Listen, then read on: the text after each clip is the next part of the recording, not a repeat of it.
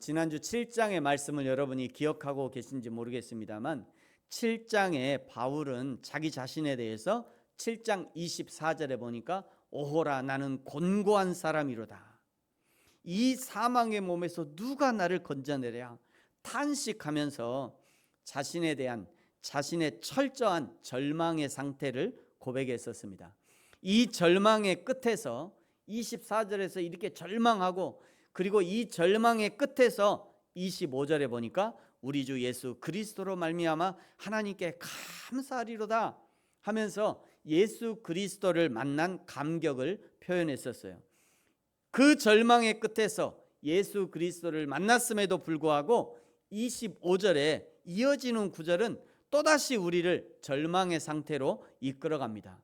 그런즉 내 자신이 마음으로는 하나님의 법을 육신으로는 죄의 법을 섬기노라. 예수님을 만났으면 그냥 거기서 할렐루야 아멘 하고 끝 이렇게 하면 좋은데 그렇잖아요. 우리 주 예수 그리스도로 말미암아 하나님께 감사하리로다 아멘 하고 끝 이러면 좋은데 이러면 좋잖아요. 그런데 그것이 아니라 예수님을 만난 후에도 여전히 하나님의 법과 육신의 법 죄의 법이 여전히 싸우고 있다는 거예요. 여전히. 이 싸움의 과정을 우리는 성화라고 얘기했습니다. 오늘 예수님을 믿고 구원의 은혜를 누리는 사람이라 할지라도 우리는 아직 여전히 하나님의 법과 육신의 법이 싸우는 그 한 중간에 여전히 서 있는 거예요. 여전히 말이죠. 이 세상에 사는 사람 중에 어떤 사람도 이 과정을 뛰어넘는 사람은 없습니다. 하나님의 나라에 이르는 그 마지막 순간에까지 이 성화의 과정을 거치고 있는 거죠. 그렇기 때문에 그 사람이 분명히 그리스도인인 것을 아는데 그런데 어느 순간에 보면 저 사람이 그리스도인인가 의심스러울 때가 있는 것이죠. 왜 그러냐면 그 사람은 지금도 치열한 성화의 과정을 살고 있기 때문이에요. 저 사람만이 아니라 사실은 나도 마찬가지입니다. 그래서 저 사람도 이해해 줘야 되지만 나 스스로도 나를 이해해야 돼요. 그리고 나 스스로를 용납할 줄도 알아야 합니다. 나 스스로를. 여러분 따라해 보시기 바랍니다. 나 자신에게 먼저 얘기할 거예요. 나 자신에게 따라서 해보세요. 내가 나를 이해한다. 정말요? 여러분 자신을 이해하십니까? 이해가 안 돼. 나도 나 자신을 이해가 안 될 때가 많잖아요. 그래도 나 자신에게 계속 그렇게 얘기하셔야 돼. 내가 나를 이해한다. 한 번 더 따라해 볼까요? 나는 훈련 중이다. 진짜예요? 정말입니까? 이해를 안 하시네. 대답을 안 하셔. 여러분 훈련 중에 그게 성경이 얘기하는 거예요. 우리는 성화라고 하는 성화의 과정을 걷고 있는 훈련 중인 거예요. 우리는 이번에는요 좀 어렵겠습니다만 옆 사람에게 해보겠습니다. 자기 옆 사람 바로 옆 사람에게 얘기할 거예요. 혹시 여기 없으면 어딘가 있는 옆 사람에게 하세요. 아니면 바로 있는 옆 사람에게 이렇게 얘기하겠습니다. 내가 당신을 이해합니다. 이해 못해요? 이해 안 돼요? 이해 안 돼. 사모님 왜 이러세요? 내가 당신을 이해합니다. 또 이렇게 한번 고백해 볼까요? 당신도 훈련 중입니다.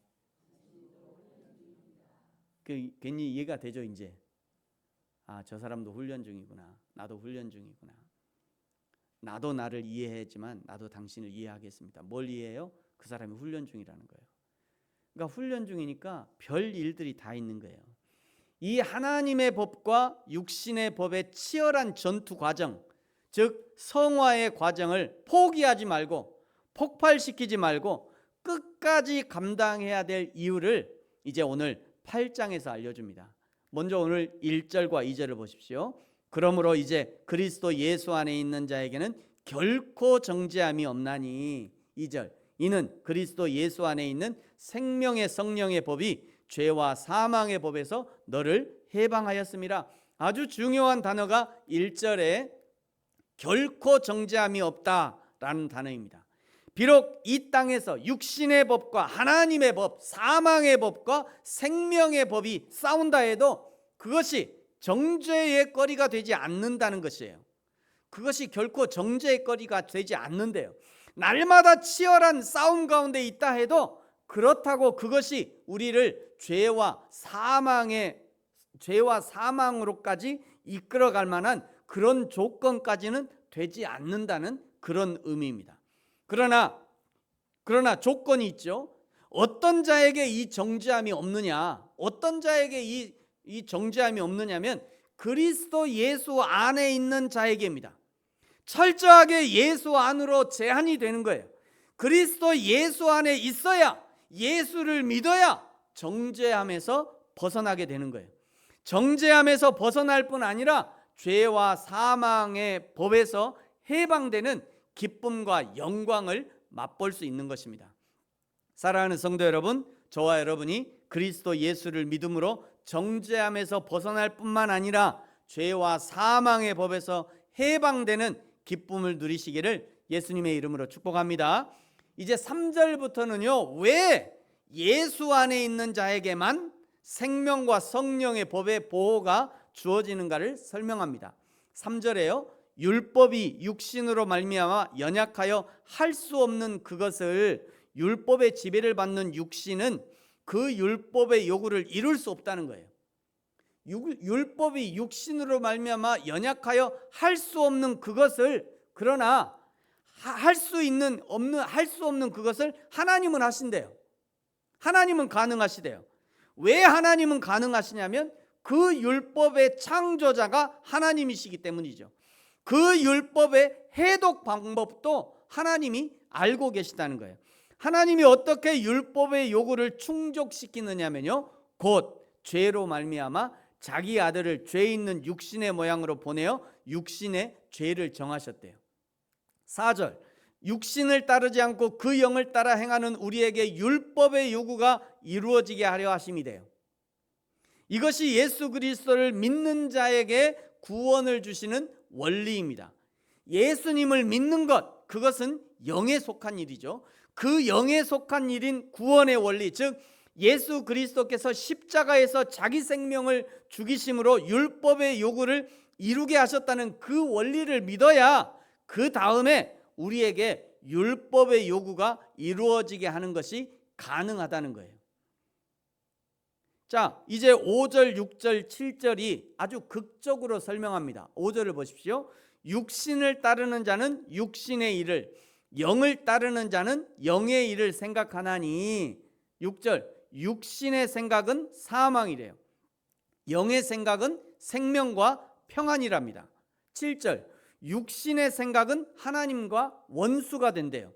하나님과 원수가 되니 하나님이 준비하신, 하나님이 예비하신 생명과 성령의 법의 은혜를 받을 수 없는 거죠. 할 수 없대요. 하나님과 원수가 되면 하나님으로부터 오는 그 어떤 은혜도 받을 수 없는 거죠. 여러분, 신앙이란 무엇인가? 신앙이란 육신의 필요를 따라가지 않고 보이지 않는 영의 인도하심을 따라가는 것, 그것이 신앙입니다. 눈에 빤히 보이는, 눈에 보이니까요 감정을 자극하죠. 눈에 보이니까요 육신이 즉각적으로 반응하는 그런 육의 반응을 따르지 않고 눈에 보이지 않아서 자극도 되지 않아요. 다른 사람이 알아차리지도 못해요.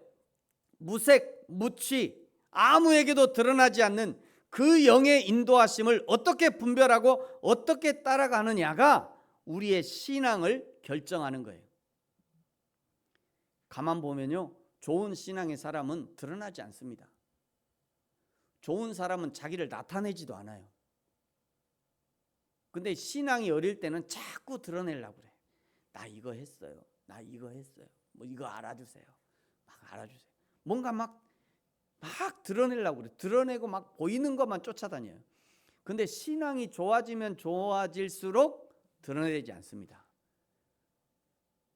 여러분, 저와 여러분이 아는 것 중에 아는 것, 우리 하나님 잘 드러나지 않잖아요. 우리 하나님이 신앙의 최고봉 아니에요. 그렇죠? 우리 하나님이 신앙의 최고봉. 우리 하나님은 드러나지 않아요. 드러나지 않지만 여전히 공기를 주시고 태양을 주시고 햇빛을 주시고 때가 되면 봄이 되면 솟아나게 하시고 이 모든 창조의 원리를 지금도 여전히 하고 계시잖아요. 드러내지 않지만. 여러분, 이 신앙의 원리를 이제 8절부터요. 이 신앙의 원리를 반복적으로 설명합니다. 우리는 같은 이야기를 반복하는 것에 대해서 약간의 거부감이 있어요. 예전에 우리 아버지가 술 취하면 애기들 앉혀놓고 한 얘기도 하고 한 얘기도 하고. 술을 안 드시는 부모님이 계시는 분들은 잘 모르시겠지만 술 드시는 부모님은 아버지가 그냥 한 얘기 또 하고 또 하고. 이제 그래서 우리 모두는 그런 트라우마가 좀 있어요.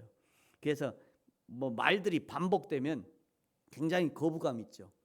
금방 했던 일 또 하고 또 하고 하니까.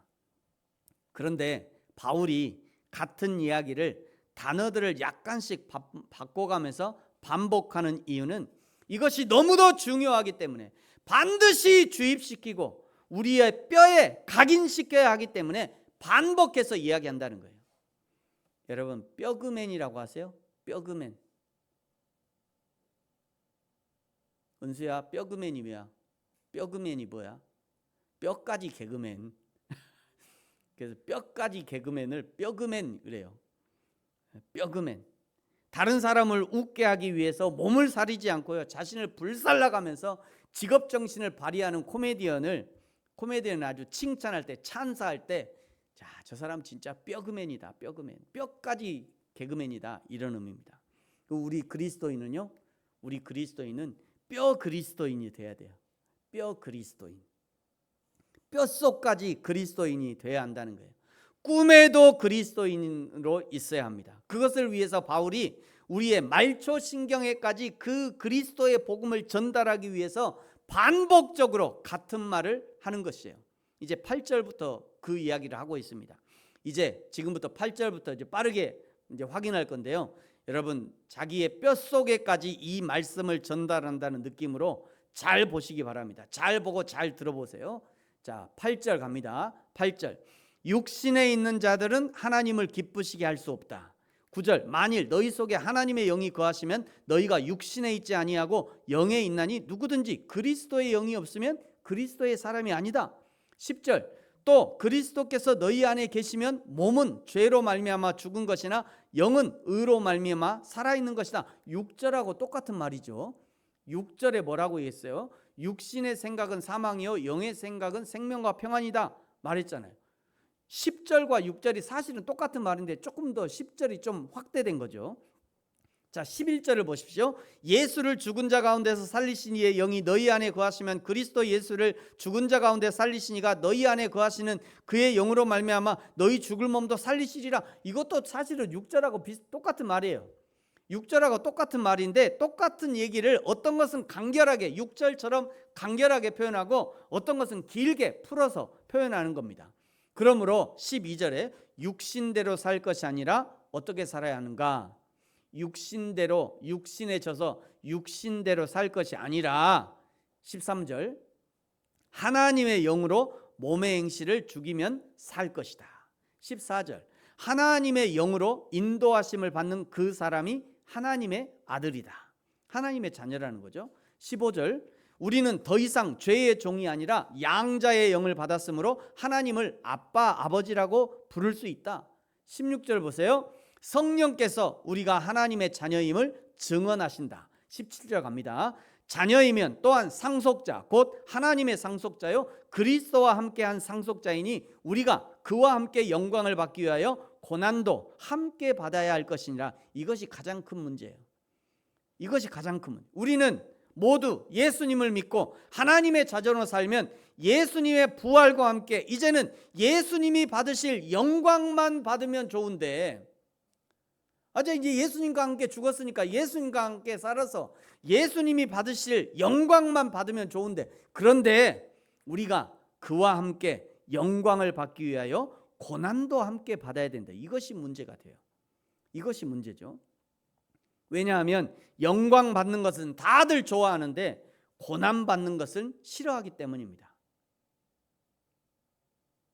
그럼에도 불구하고 예수님과 함께 받는 고난을 거뜬히 이겨낼 수 있는 이유는 지금 예수님과 함께 받는 잠깐의 고난보다 앞으로 얻게 될 영광이 비교할 수 없을 만큼 크기 때문이에요. 그것을 18절이 말씀해요. 자, 여러분, 18절. 이 18절은 우리가 왜 예수님과 함께 고난도 받아야 되는지 그거에 대한 이유를 얘기하는 거예요. 자, 18절 같이 한번 읽겠습니다. 시작. 생각하건대 현재의 고난은 장차 우리에게 나타날 영광과 비교할 수 없도다. 아멘, 아멘이죠. 우리에게 나타날 영광이란 무엇이냐? 예수 그리스도께서 다시 오셔서 우리를 하나님의 나라로 인도하시고, 그리고 5장 12절에서 말씀하신 것처럼 이 땅에서 1000년 동안 왕노릇하게 될 그날을 말씀하는 겁니다. 여기서 다시 알 수 있는 것은 그 영광의 날은 고난의 끝에 온다는 거예요. 그 날은 그냥 오는 게 아니라 그 날은 예수님과 함께 고난을 받아야 되는데, 그 예수님과 함께 받는 그 고난의 끝에, 이 땅에서 겪는 그 성화의 과정에, 그 성화의 과정 끝에, 그 끝에 이 영광의 날이 온다는 거예요.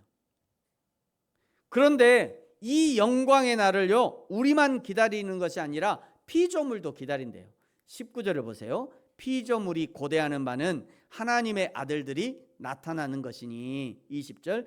피조물이 허무한데 굴복하는 것은 자기 뜻이 아니요 오직 굴복하게 하시는 이로 말미암음이니라. 왜 피조물이 그 하나님의 영광의 날, 예수님이 다시 오시는 날, 우리가 왕노릇하게 될 그날을 왜 피조물도 기다리느냐? 왜 하나님은 피조물에게 그 기다림을 허락하셨느냐? 왜냐하면 피조물도 지금 고통 가운데 있기 때문입니다. 인간만이 성화의 싸움을 싸우고 있는 것이 아니라 하나님이 인간에게 다스리라고 위임하셨던 피조물도 지금 고통을 겪고 있기 때문에 그 피조물이 기다리고 있다는 거예요. 창세기 3장에 보면요, 아담과 하와가 하나님의 말씀을 정면으로 거부하고 선악과를 따먹은 후 아담과 하와 두 사람만 하나님의 징계를 받은 것이 아니라 인간의 죄의 여파로 이 땅도 고통을 받게 되었다고 말씀해요. 창세기 3장 17절 이하에 보시면요, 아담에게 이르시되 내가 내 아내의 말을 듣고 내가 내게 먹지 말라 한 나무의 열매를 먹었은즉 땅은 너로 말미암아 저주를 받겠대요. 땅이 저주를 받은 거죠. 너는 내 평생에 수고하여 그 소산을 먹을 것이다. 18절. 땅이 내게 가시덤불과 엉겅퀴를 낼 것이라. 내가 먹을 것은 밭의 채소인즉 내가 흙으로 돌아갈 때까지 얼굴에 땀을 흘려야 먹을 것을 먹을 것이다.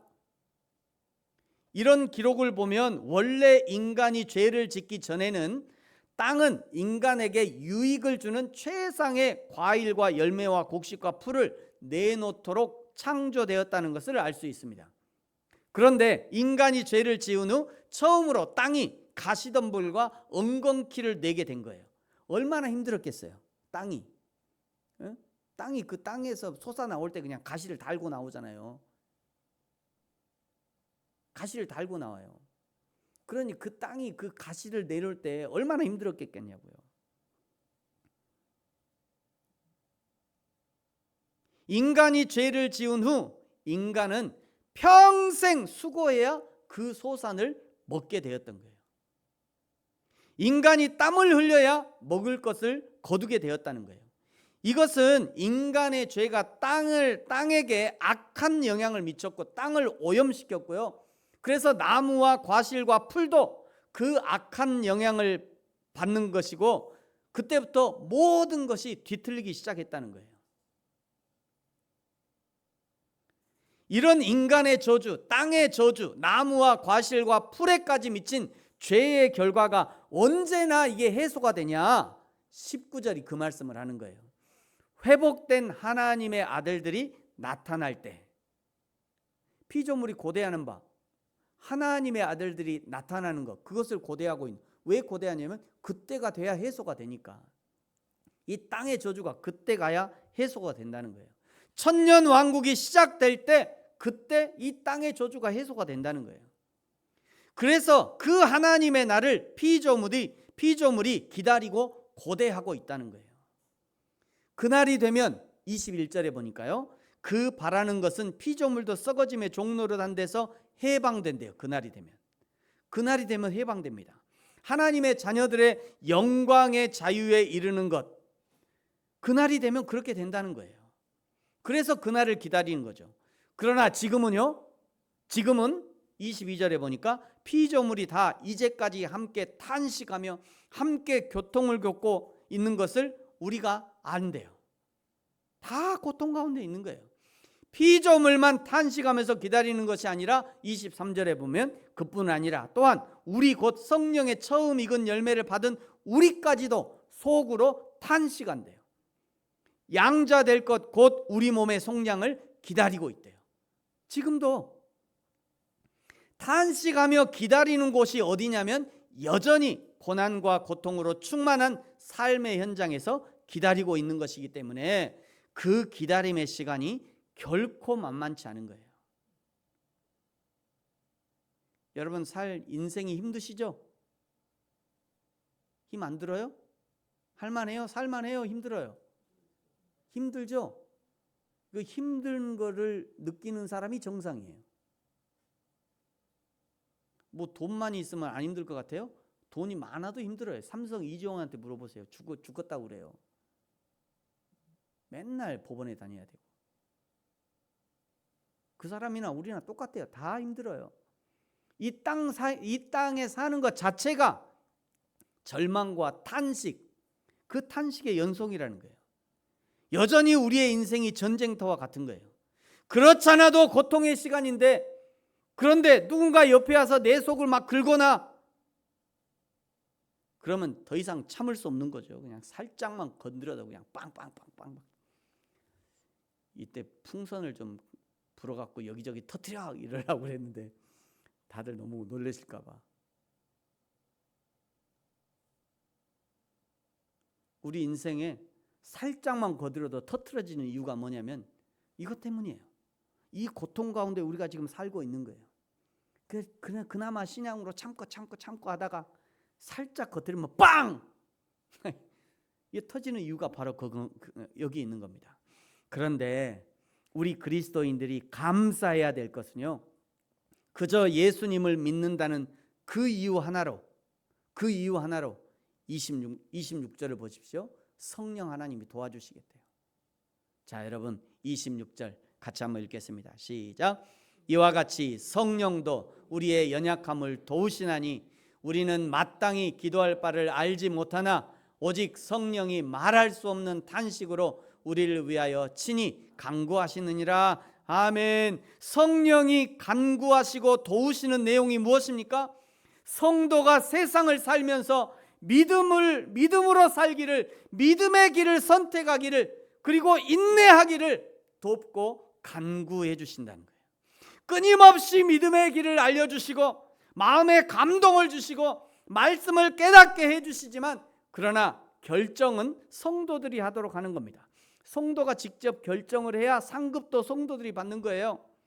만약 성도는 아무것도 안 하는데 성령이 강권하여서 선한 길로 이끌고 가면 성령은 잘했다 칭찬을 받겠지만, 성도는요, 너 아무것도 안 했잖아. 너 그냥 성령에 이끌려만 갔지 너 스스로는 아무것도 안 하대? 너는 받을 게 없어. 그냥 내가 성령한테 줄게. 내가 성령한테, 너는 성령 하나님은 내가 칭찬하겠지만 너는 아무것도 안 했는데? 이렇게 되는 거예요. 그래서 그 성도들이 직접 결정하게 하는 겁니다. 그래서 28절에 보시면요, 그의 하나님의 뜻대로 부르심을 입은 자, 그의 뜻대로, 하나님의 뜻대로죠. 하나님의 뜻대로 부르심을 입은 자들에게는 모든 것이 합력하여 선을 이루게 하신대요.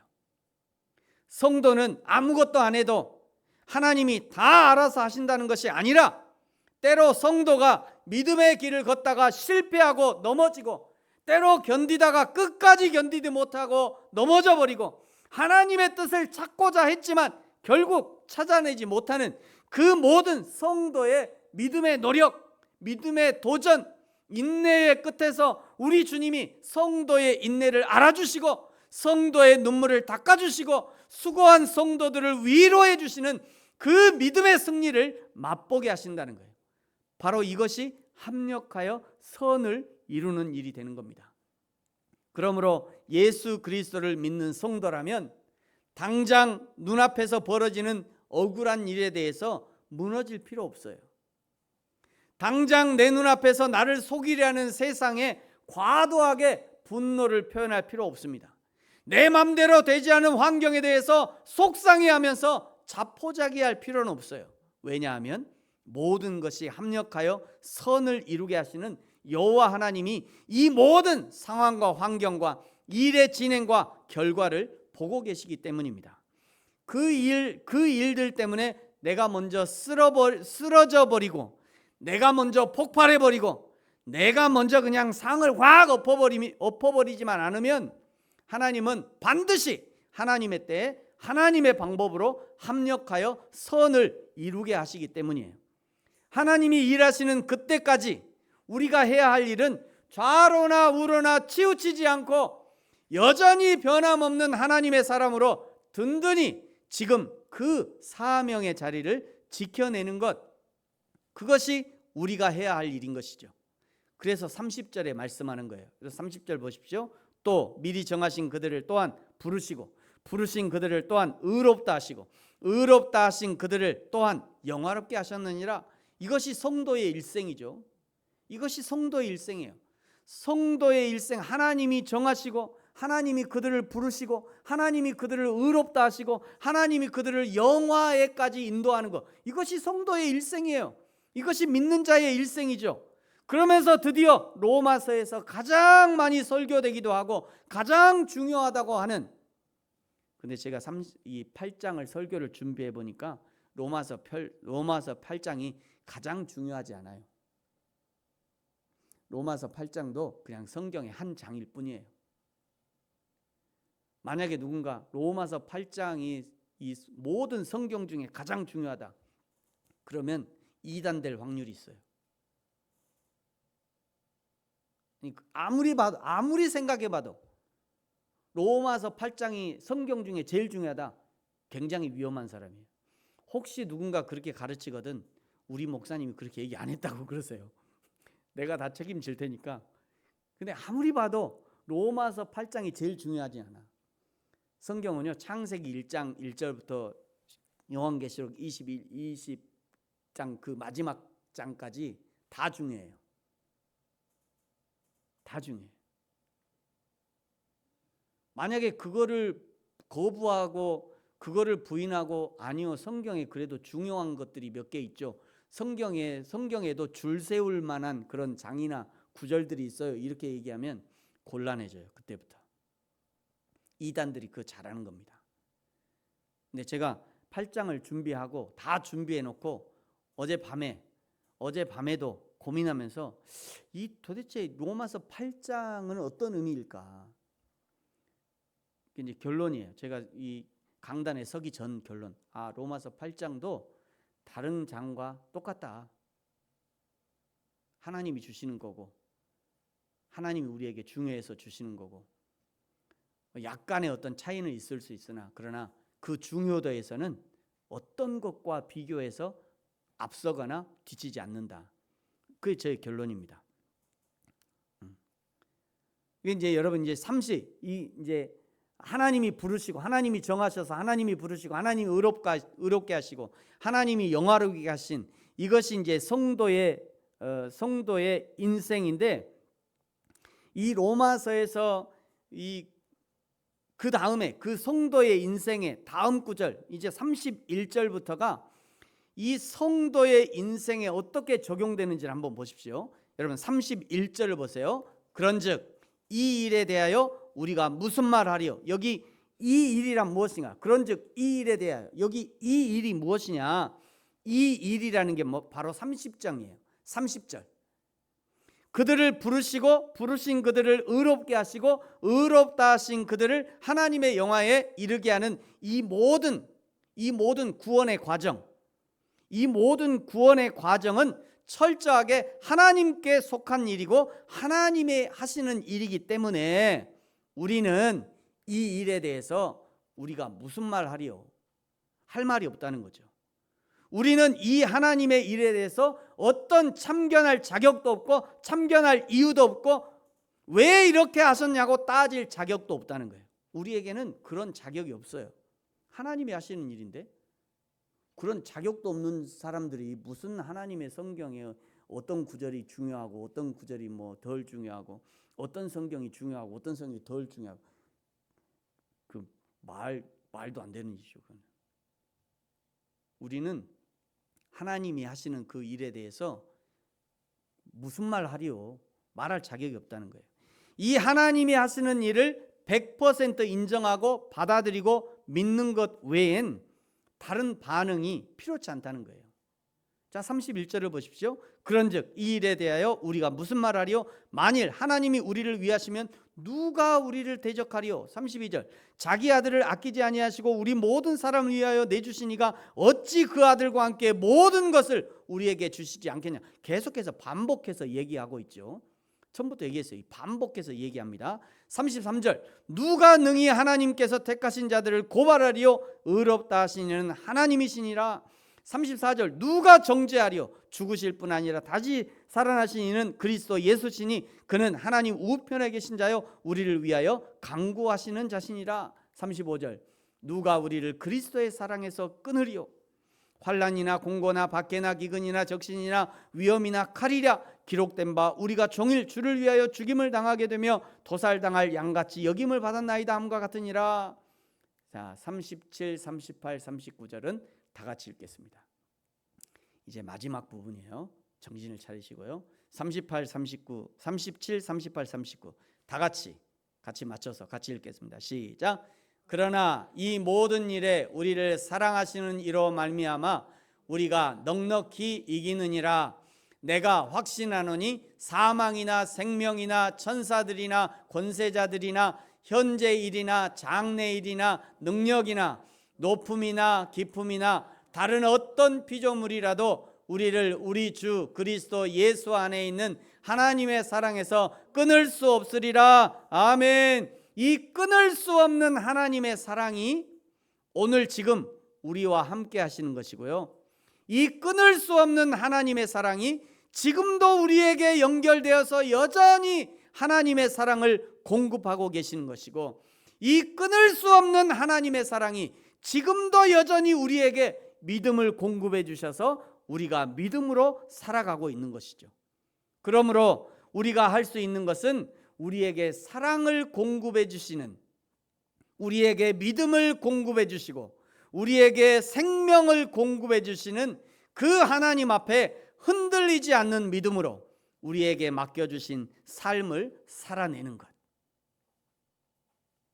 포기하지 말고 지금 우리에게 맡겨주신 그 삶을 살아내는 것, 그리고 우리에게 맡겨주신 사명을 감당하는 것, 그리고 그 하나님 앞에서 그 하나님 앞에 감사하는 것, 그것이 우리가 할 수 있는 신앙의 표현이 되는 것입니다. 사랑하는 성도 여러분, 저와 여러분이 하나님 앞에서 생명으로 감사하고 찬양하고 흔들리지 않는 확신에 찬 신앙의 사람으로 발견될 수 있기를 예수님의 이름으로 축복합니다. 기도하겠습니다.